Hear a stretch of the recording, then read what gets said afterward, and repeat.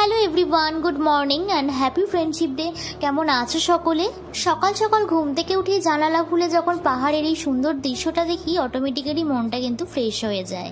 আর রোজ সকালে পাহাড় দেখে কিন্তু আমার ঘুমটা ভাঙে। তো ঘুম থেকে উঠেই দেখো, প্রথমে আমি বেডটাকে ক্লিন করে নিলাম, তারপরে এক গ্লাস গরম জল খাচ্ছি। আজকে সকালে ব্রেকফাস্ট না বানিয়ে সকালবেলা আমি আলু সেদ্ধ ভাত বানিয়ে নিলাম, কারণ আমার আজকে এটা খেতে খুব ইচ্ছে করছিল। তো সঙ্গে ঘিও নিয়ে নিয়েছি। সকালের খাওয়া দাওয়া সেরে নিয়ে একটু টিভি দেখতে বসেছিলাম। তারপরে দেখো, তোমাদের দাদাভাই আজকে বাজার থেকে আমার ফেভারিট ইলিশ মাছ এনেছে, সেটাই রান্না করবো জন্য প্রিপেয়ার করে রাখছিলাম। এদিকে আমি সর্ষে আর পোস্তটাকে জলের মধ্যে আধা ঘন্টার মতো ভিজিয়ে রেখেছিলাম। তারপরে আমি দুপুরে রান্না শুরু করে দিলাম। আর আজকে আমি বেশি কিছু রান্না করব না, আজকে রান্না করছি আলু করলা ভাজা। আর ওইদিকে কিন্তু আমার ইলিশ ভাপানো হয়ে গেছে। আর তোমরা কে কে ইলিশ মাছ খেতে ভালোবাসো অবশ্যই আমাকে কমেন্টে জানিও।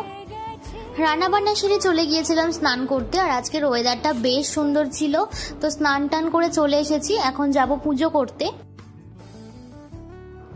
তো ঠাকুরকে একটু ফল প্রসাদ দিয়ে আমি এখানে পুজোটা সেরে নিলাম। স্নান করার পর তুলসী গাছে একটু জল দিচ্ছি, এটা আমি রোজই করি। এরপর দুপুরে লাঞ্চটা সেরে নিলাম। আর আজকের লাঞ্চটা কিন্তু দারুণ ছিল, আর ইলিশ মাছটাও খেতে ভীষণই টেস্টি ছিল। তো দেখো, খাওয়া দাওয়া সেরে নিয়ে এখন একটু ফল কেটে নিয়েছি। আর বসে বসে ভাবছিলাম যে আজকে তো ফ্রেন্ডশিপ ডে, আজকে ঘরে বসে থেকে কি করব, একটু বাইরে ঘুরে আসলে কেমন হয়। তো যেমন ভাবা তেমন কাজ। বরকে আজকে বললাম একটু বাইরে বেরোবো, তো ও বললো ঠিক আছে। তারপর দেখো, একটু ঘুমিয়ে পড়েছিলাম। ঘুম থেকে উঠে দেখছি এখন প্রায় সন্ধে হতে চললো, কিন্তু বাইরে এখনো রোদ। আমি বুঝতে পারছিলাম না, এখন ঘড়িতে বাজে সন্ধে 6:30, কিন্তু দেখে মনে হচ্ছে দুপুর 1-2 বাজে। তো যাই হোক, আমি এখানে সন্ধ্যাটা দিয়ে নিলাম।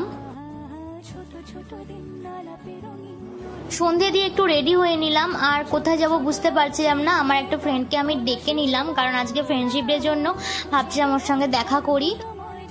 তো দেখা করি, আমরা দুজনকে ফ্রেন্ডশিপ ডে উইশ করলাম। তারপরে আমরা সবাই মিলে বেরিয়ে পড়লাম একটু ঘুরতে। তারপর একটা পানিপুরির দোকান দেখতে পেলাম, তো এখান থেকে আমরা একটু পানিপুরি খেয়ে নিলাম। এরপরে আমরা সবাই একটু টাইম স্পেন্ড করছিলাম, সবাই একটু গল্প করছিলাম। আজকের বারটা হলো সানডে, আর এখন ঘড়িতে বাজে রাত 8টা। তো এভাবে আজকের দিনটাকে আমরা কাটালাম। এখন আমরা বাড়ি চলে যাব। তো চলো, ব্লগটা আজ এখানে এন্ড করছি। কেমন লাগলো অবশ্যই কমেন্টে জানিও, ভালো লাগলে একটা লাইক করে দিও। আজকের মতো বাই বাই, আবার দেখা হবে নেক্সট ব্লগে।